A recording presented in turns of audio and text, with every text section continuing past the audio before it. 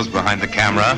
A camera focused for this program on a fairly out-of-the-way and little-known corner of Europe, the land of the Basques. We've placed this camera directly on an international border. Over on that side is the ancient kingdom of Navarre, and there, where the low Pyrenees start ambling down to the sea, is France. It's still pretty heavily guarded up here, and for quite a time after the war in Spain, this border was closed, tight, a sort of miniature iron curtain. At least that was the theory. But in war or peace, old times are new to the people who actually live up here. This border has always been more of a theory than a fact. A theory of the French and Spanish governments, whose vigilant customs officers patrol it. No, the people who live here are neither French nor Spanish. They're Basques. And the rise and fall of other republics, other kingdoms, has never made them forget it, that they're Basques. And that Basques are what Basques are. Well, what is a Basque? All we know for sure is what a Basque is not. Besides not being French or Spanish, a Basque is not Mediterranean, Alpine, Magyar, Celtic, Germanic, Semitic, nor Scandinavian. He isn't even Aryan. Nobody knows who his ancestors were. According to him, Adam and Eve were pure Basque. And it's true that his position is something like the Red Indians in America. He's an aboriginal. He's in Europe before the other Europeans came along. To this day, he speaks his own weird language, a tongue no expert has ever been able to trace. Over there, in General Franco's half of the Basque country, this language is quite literally against the law. It's treason to speak it in Spain, so of course, since Basques will be Basques, their language is spoken just a little bit more on the Spanish side.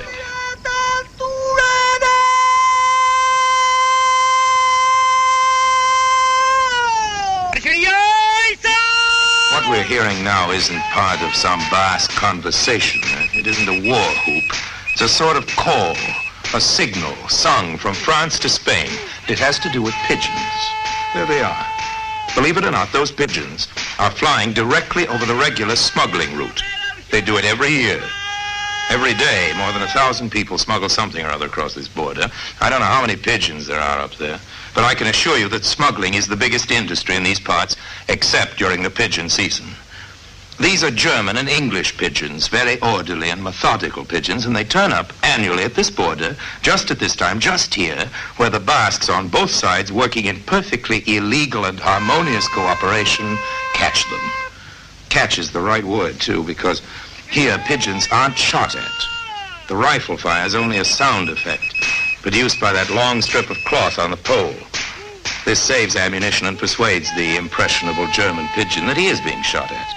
Those wooden discs, suggesting at the same time that he's being chivied by hawks. But in fact, he and the rest of his flock are only being rounded up and corralled. A maneuver of the highest intricacy and beauty that begins in France and ends in Spain, where the birds are netted out of the sky like fish.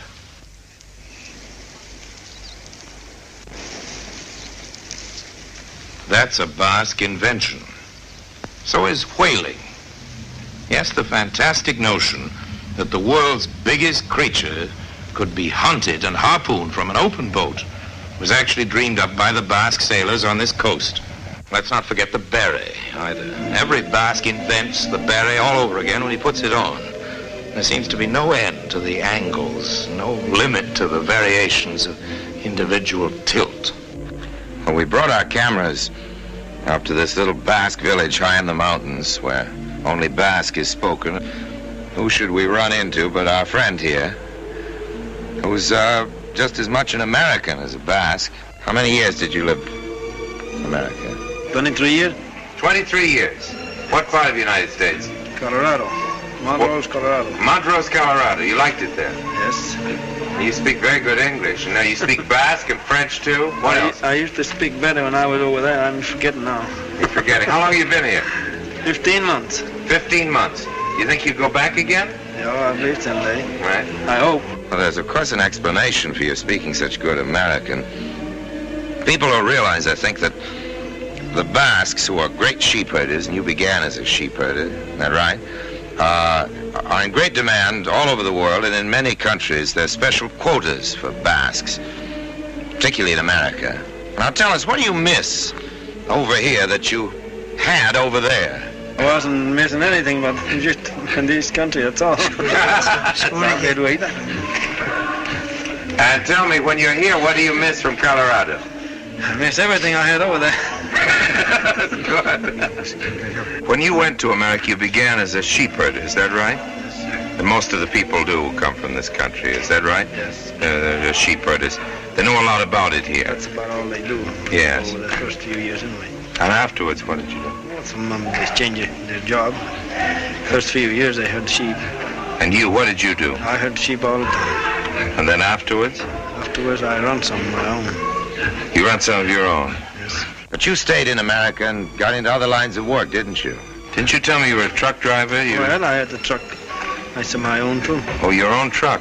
After, yes. Yes.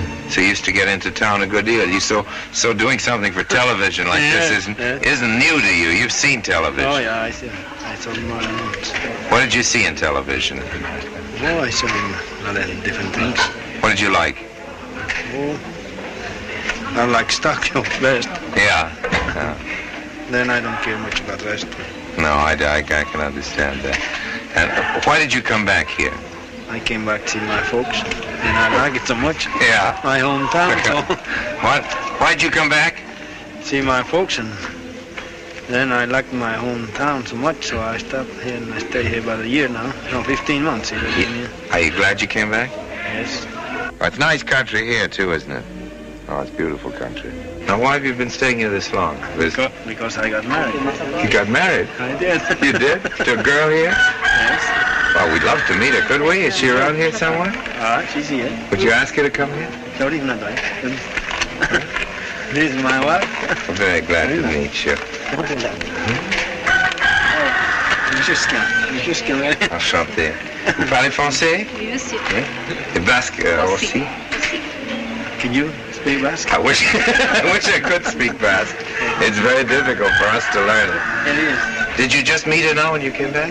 No, Your I wife? know her before. You knew her before? Yes, I did. You mean all those years before you came? But I was here 2 years ago, so I know her and went back and came back 2 months ago. Maybe that's why you came back, is it? Yes, I did. Is it? Part of it. That's part of it, is it?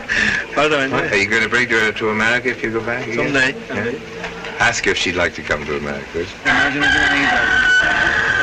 What? He said yes. She says yes. Terantu. That's yes in Basque? That's it. Is that what it means? All right. And tell me this. Of all the girls you met in America, it's funny you live all those years and never got married in America. No, I didn't. Okay. I didn't even get to get married then. Yeah? When I saw her, well, Yeah, it changed everything. Then I got ambitious. You got ambitious. Would she like to go to America because she'd like to be with you or because she's curious to see what it's like? Oh, she liked to see the country. Yeah, sure. But then you'll come back here and stay, won't you? Is she from the village here, from the town? Yeah, I did. These houses. Yes. This house, right next to us? This house. Oh, it's very nice. That's where we live. Good for you. And so nice. Enchanté. Before another year, I'll be back probably over there. Good. You will? I think so. You be in Colorado? I'll be back in Colorado for another year. Well, good enough. Well, I hope I might meet you over there. good enough. Here we are in the Wurtenbacher's garden, and this is Chris Wurtenbacher, and here's his mother, Lael, who, under the name of Lael Tucker, wrote Lament for Four Virgins, that great bestseller. What are you laughing about? That's your mother's book. And Festival, wasn't that the last, Lael? That was the last That's one. right. Well, Chris. Yeah. You're practically a Basque, aren't you? Well, nearly. Nearly. How long have you been here in the Basque country? 7 years. 7 years. But you have been to school in America, haven't you, Yes. for a while, so you can tell the difference between a Basque school and an American one. Which do you prefer? Going to school in France or in In America? Why, because you learn more? No, it's easier. Yes, well, we do think, don't you agree, Lael, that there is a theory that education and, indeed, childhood should be associated with fun in America, which isn't shared in Europe. Here, frankly, I think they get a better education. Orson. In this tiny village? In this tiny village, they get the standard... Better than... Now, Chris went to school, didn't he, a couple of years ago, or for a couple of years, in America? He went to school for 2 years in America, and he loved it, but I'm afraid the reason he loved it particularly was because it was so much easier. When we came back here, he had to go back. And every child is required to meet certain standards before he Which goes are on much for higher grade to standards grade, than ours at home. Which are much higher in almost all fields. In education. In education. Yes. That wasn't why we chose it for them, though. Not just to make them work hard. Not just to make them work hard. That's what we found after we got here. But when we chose it for them, we were really looking for the villages of our own childhood. Really, what is it you're gaining in this very far away little corner of the earth?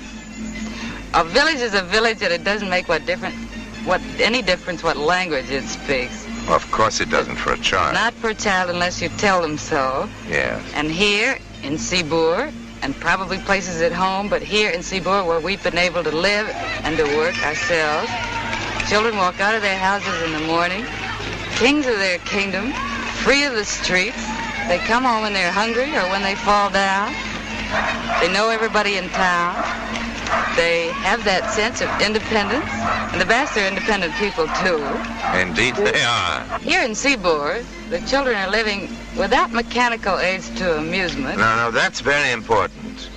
Without mechanical aids to amusement. I think that I'm not going to make a speech against the machine age, but an aid to amusement, it seems to me that to be at the center of a great part of the moral crisis that we're faced with all over the world now. I don't think we need aids to amusement. I think we have to amuse ourselves.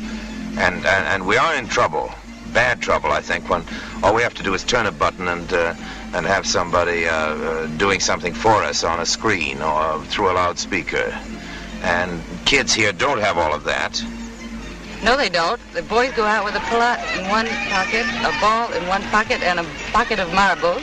Yes, but of course, I know our friends are going to say they have a ball in their pocket in America or in England, and they have some marbles if they like to play that.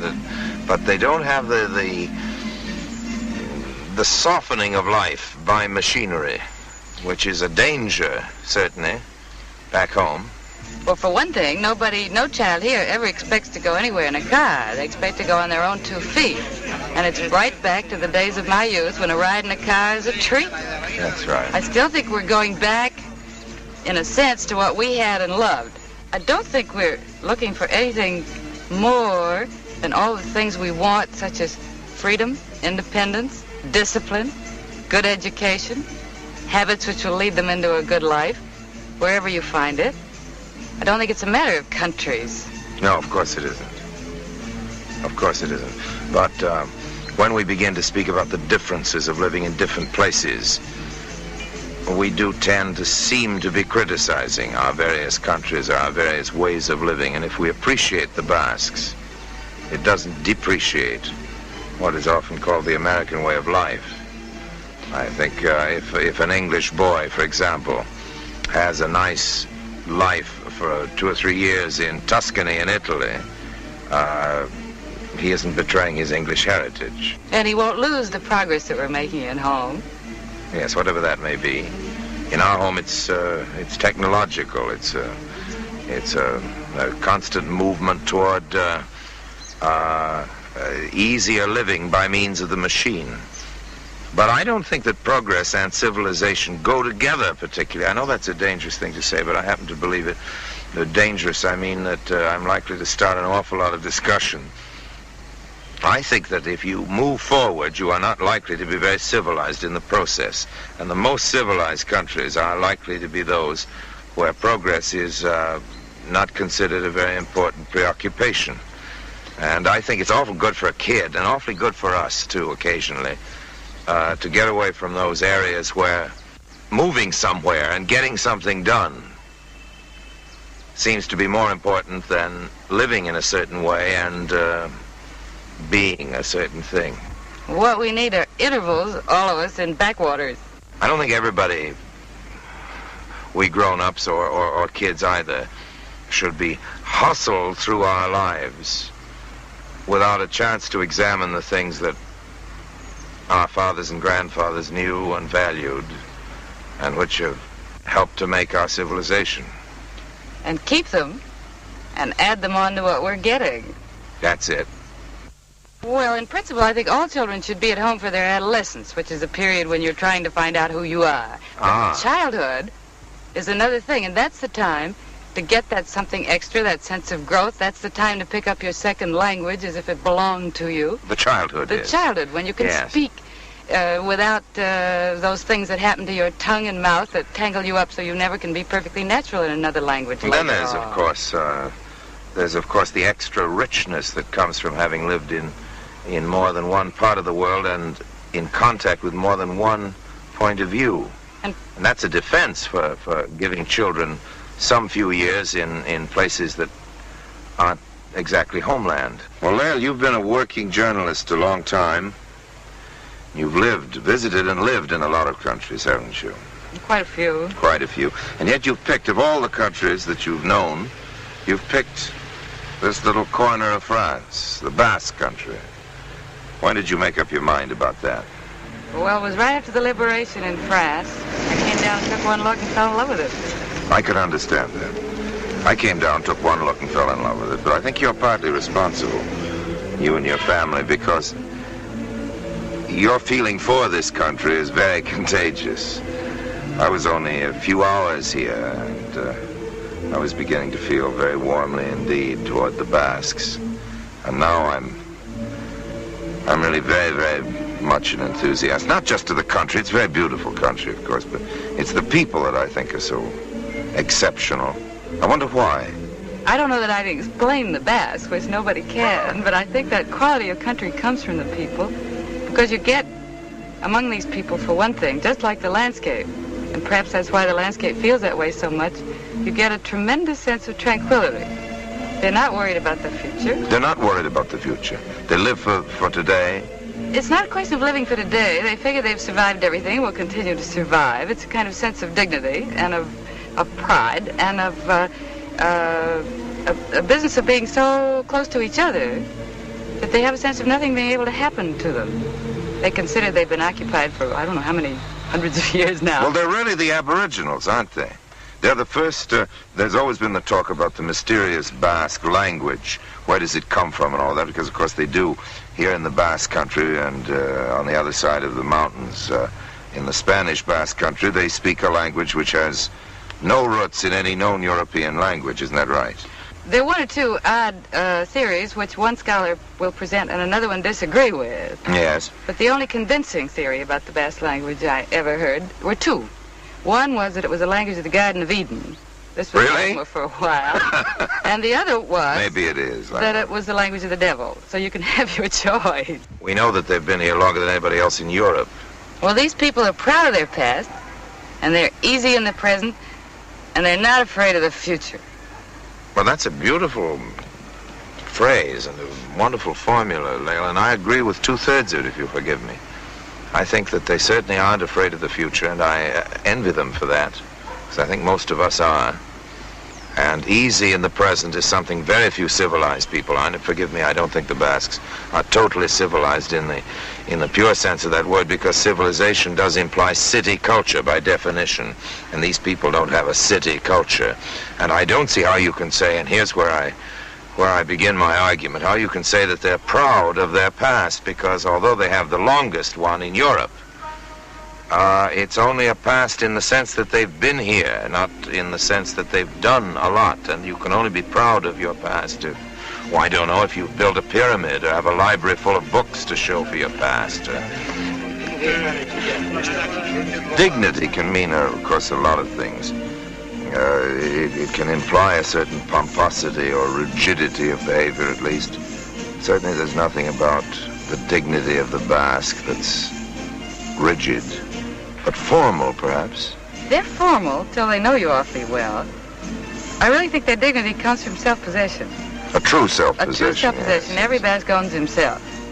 They give a piece to the world, very polite, very nice. They give a piece to the town. And a piece to their family. A lot to the family. Family is a very important part. Family's a tremendous thing. Yes. In the Basque country. It's the big unit, isn't it? More important even than the town. And Yes. But of course, we're very near the Spanish border, and everybody knows that in Spain, the ladies, at least up until very recent moments in history, and even now to a good extent, are kept locked up at home a good deal.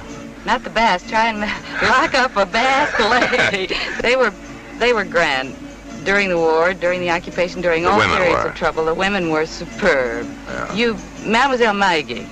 Oh, I know her. She runs that little restaurant. That lovely little old maid up by the border. That's a little restaurant just by the Spanish border, and she's a marvelous old gal. And it's a pretty good restaurant, too. It's a good restaurant. During the war, the Germans knew it was a good restaurant, too, and they came to eat. In the meantime... In their great numbers. In their great... Lots of them. Yeah. And in the meantime, Mademoiselle Maggie was hiding aviators and refugees. In great numbers. In great numbers. In the cellar. Take them across, let them get across. And entertaining the Germans up above. I remember I saw the guest book of this restaurant. It was filled with the names of German... Herr Hauptmann and all that and so on. That. They'd all been scratched out by the old lady on the day of liberation, wasn't it? With great fierce strokes of the pencil. Took a pencil and... Well, she was very brave about that, and the ladies are brave, but I'd like to speak a word now, if I may, in behalf of the bravery of the Basque men. Here's a friend of mine called Gabriel Lamarck. Notice the steel teeth. His real ones were knocked out by the Germans. Here's his son, Jean-Pierre. Nice boy.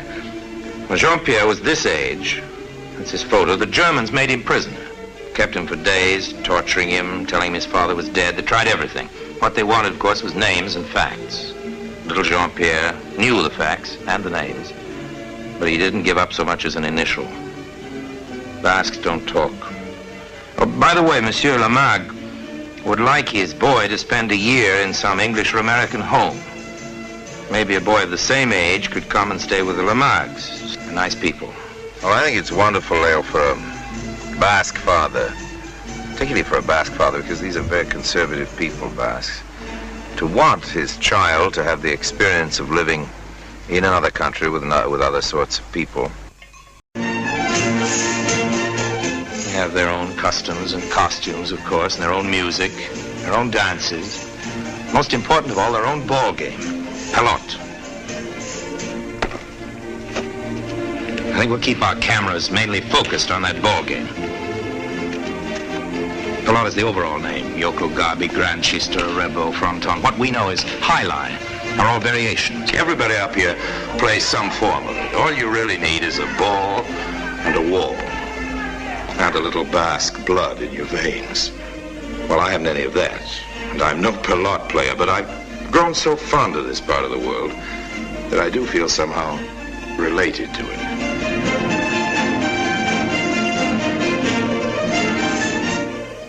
That orchestra you've been seeing and that you're still hearing, it's called the Estudiantina.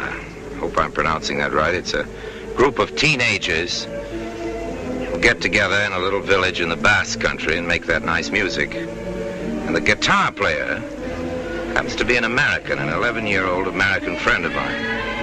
We're going to meet him in a minute.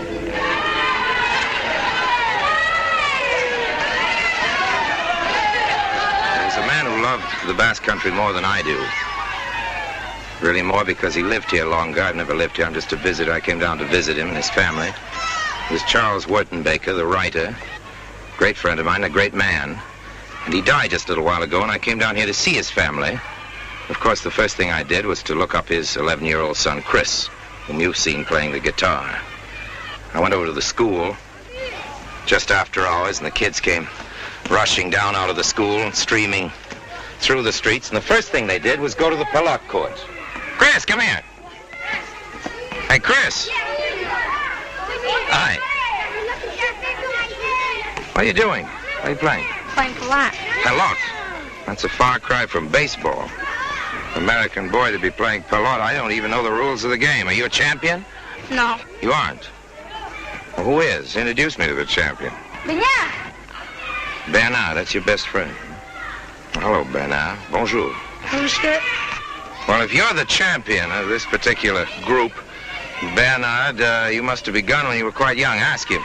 Yeah, back at 3 years old. 3 years old. Well, people of all ages play this game. Sheep herders and mountaineers, the smugglers, The fishermen, when they come in from their day's fishing, as soon as they've weighed in their catch, and they get right over to the pelot court and start a game. Yes, a Basque is practically born with a pelot ball in his hand. Fishermen just off their boats like these. Priests like this who've just finished saying mass, and up in the mountains, shepherds, and most important for the local economy, smugglers. All divert themselves with some form of this vigorous game. It's supposed to be older than the Roman occupation. And there's a legend that the first game of all was played in the Garden of Eden, using the apple for a ball. Yeah. Well, there's one thing. Before Chris climbs out of the cherry tree, I'd like to ask him a question that a lot of people have asked me. Is there any money to be made out of this game? Do people make money out of it? Well, the professionals are paid, I reckon, and they bet on each other. Come on, give me a cherry. I'm hungry. That's right. Chris. Yeah. You're an honorary Basque. What does that make you as a pelot player? How's your game? Oh, I'm not so good. Well, you play pelot. What do you mean you're not so good? Well, I've only been here 7 years. 7 years. That doesn't make anybody a pelot player. What do you do? I guess you have to be born a Basque to be a real pelot player. Yeah. There's some 5-year-olds. They seem to be doing pretty well. Oh, they start even before that. They do? Yeah. There's a very good one there, so you can see him. He's a champion. What's his name? Robert. That's right, Robert. And who's the comedian in the group? Oh, he's Jean-Louis, his best friend. The kids, you'll notice, are hitting with clenched fists, bare hands. That's the name of the game, manu. When they're older, they'll be playing with a ball that's very much harder. We've said that everybody in the land of the Basques is a pelot player, but of course that isn't exactly true. The female half of the population begins with hopscotch, which is an international game if ever there was one, and then graduates to the Fandango. Gentlemen try to keep up. Remember little Robert, 5-year-old champion we saw working out against the church wall a few minutes ago? Well, we persuaded him to submit to a brief interview on some technical aspects of pelot. Bonjour, Robert. Bonjour. Introduce us to your friends, tes amis. Lui Jean-Louis, puis lui Jean-Martin, puis lui Didi, puis lui Jean-Bernard. Qu'est-ce que c'est ça que tu as dans la main? Merci, what he has in his hand. Voilà. And of course he explains that's the paddle. Tu aimais jouer? Oui, monsieur. Tu étais à l'école? I'm asking if he's been to school. Oui, monsieur. Qu'est-ce que c'est que tu as fait à l'école? Écrit. I ask him what he's done in school, and he says he writes. Qu'est-ce que c'est que tu as écrit? Feu. I ask him what he writes, and he says F. Bon. Now I think we ought to have the champion give us a little demonstration. Montre-moi. Comme ça. Avec l'autre main? This is very important in the game, the changing of the hands. L'autre main? Oui, monsieur. Oh, merci, Robert. Bravo! Well, it's no wonder that so many great tennis champions are Basques, because, of course, pelot's the best training in the world for it.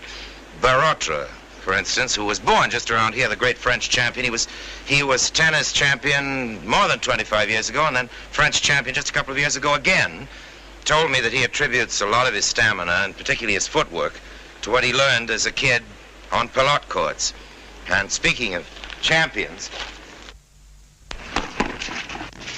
I don't suppose there's any doubt that Robert's going to be a great champion. Pretty much depending on which town they come from, these future champions will be playing either with a big hand basket of Grand Chistra or with a smaller one, used in yoki-gabi, and here it is. Chris's favorite game. Yeah. Yoki-gabi. Now, what does it mean, yoki-gabi, Chris? Well, yoki-gabi means the game pure. They think it's a better game. A purer game. Yes. Truer game. Maybe an older game. Do you figure an older game also? I should think so. Yeah. It's a lot faster, isn't it? Because that basket is shorter, yes. I understand the basket began as a fruit basket or a fish basket or something that one of the first great players tied to his hand.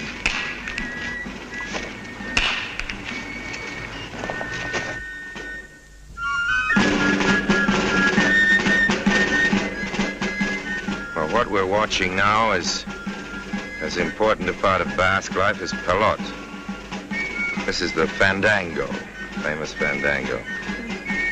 And dancing it, correct me if I'm wrong, Chris, is the champion pelot player that we saw playing Grand Chistra a little earlier. What's his name? Vishindarit. And with him is another pelot player? No, it's the shoemaker. Oh, he's the shoemaker and... A couple of the girls. And their girlfriends. Yeah. Who's making the music? Well, there's the butcher, the baker, and the spark plug maker. You're kidding. No. They're the three musicians, that seems to be their profession. Butching and baking and candlestick. No, spark plug making. Yeah. And that, the footwork is, of course, wonderful. Yeah, sometimes they dance around a glass of wine. Without spilling the wine? Yeah. And the old lady who's so light on her feet, the large lady, what's she do? She's the peanut seller. The local peanut vendor. Yeah.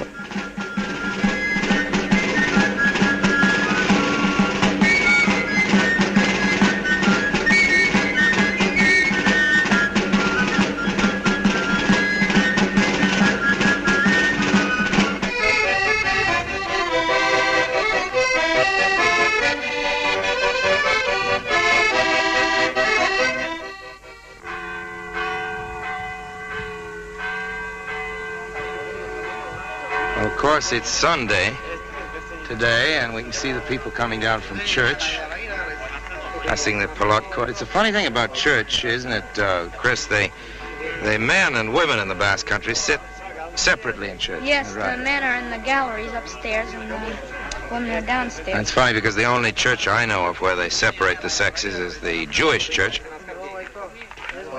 Just the opposite there. Yeah.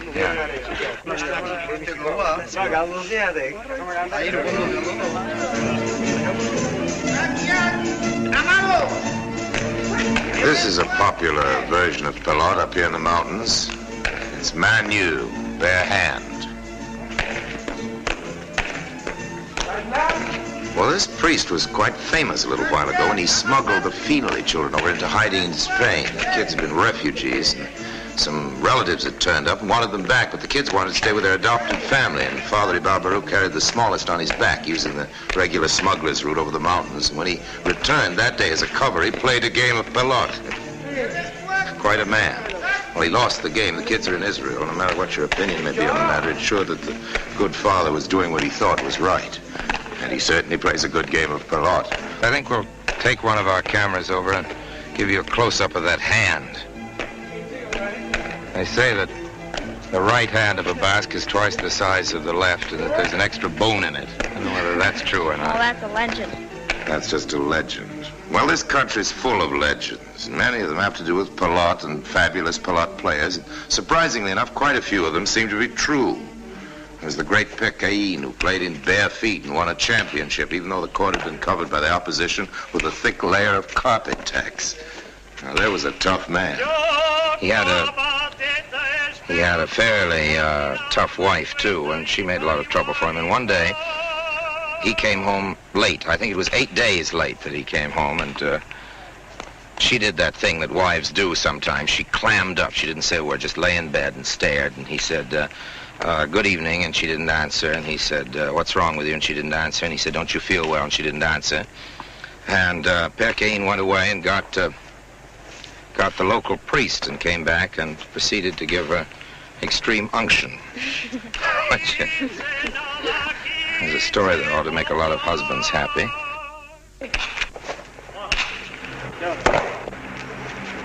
What we're watching now is Rebo. R-E-B-O-T. That's the oldest, am I right? And also certainly the most complicated to watch because of the different elements in it.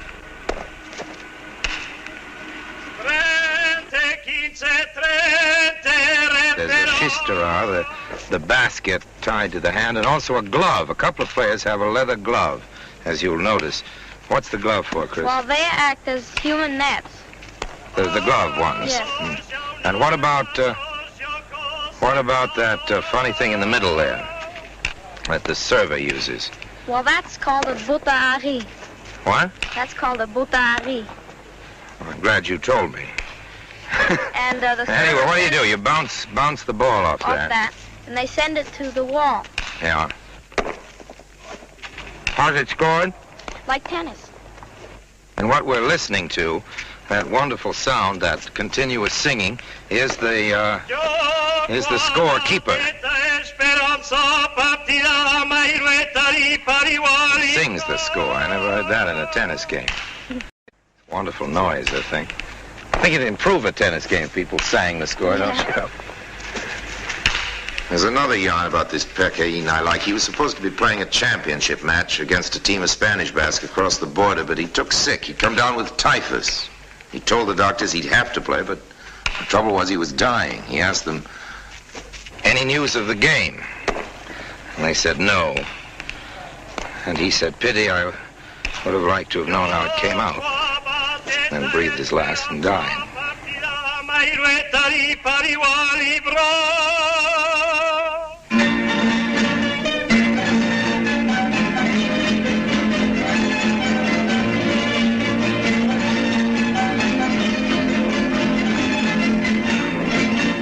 Chris, could you tell us the name of that song you're playing? It's a famous Basque song. I know, we've been hearing it before. Could you give us the words? Those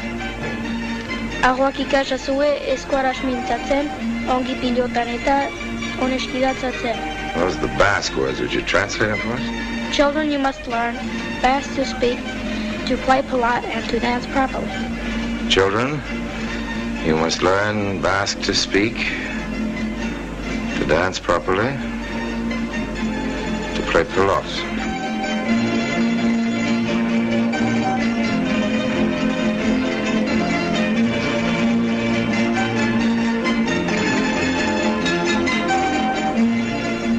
You know, I remember Chris's father saying to me a few months before he died that he'd always be grateful for the years he'd spent in the Basque country, but that he always regretted not having come here sooner, not having spent part of his childhood here so that he could do the things in the Basque song.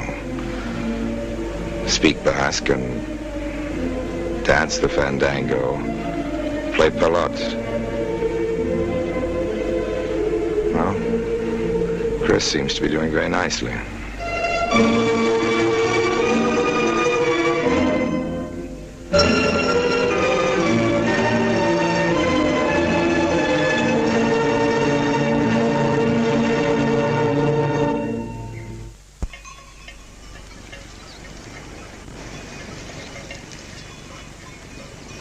Well, here we are back where we started, up on the border. You know, it's not only the Basques. Nobody really likes an international border. The nations it divides always want to push the border back a bit in their favor, and I rather think the people it divides are just as soon do away with it altogether. Well, Pentecost is one day of the year when that actually happens. And here it is, happening.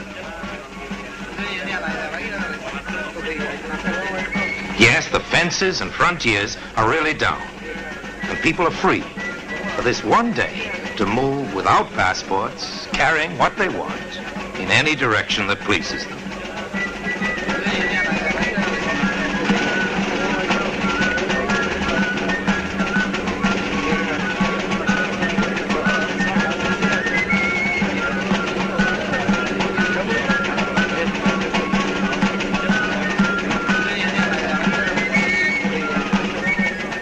It's like a big party. I can't think of a better reason for celebrating.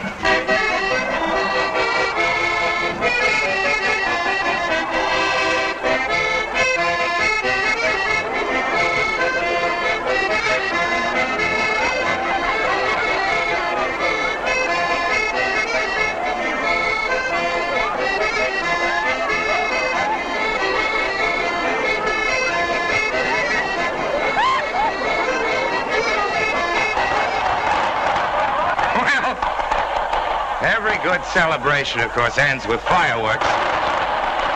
And here in the Basque country, of course, they have a special kind of fireworks. Everything's special here. This great thing you see is called a Toro de Fuego, a bull of fire.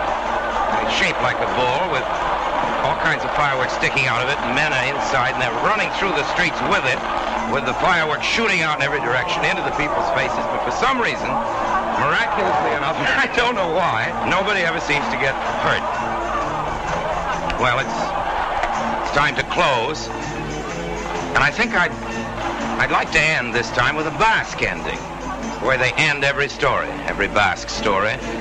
I warn you, it's a little tough. It's not a bit sentimental. It's very much on the realistic side, and therefore very Basque indeed. At the end of a story, a Basque story, they don't say, and they lived happily ever after. Now here in the Basque country they say, and if they lived well, they died well.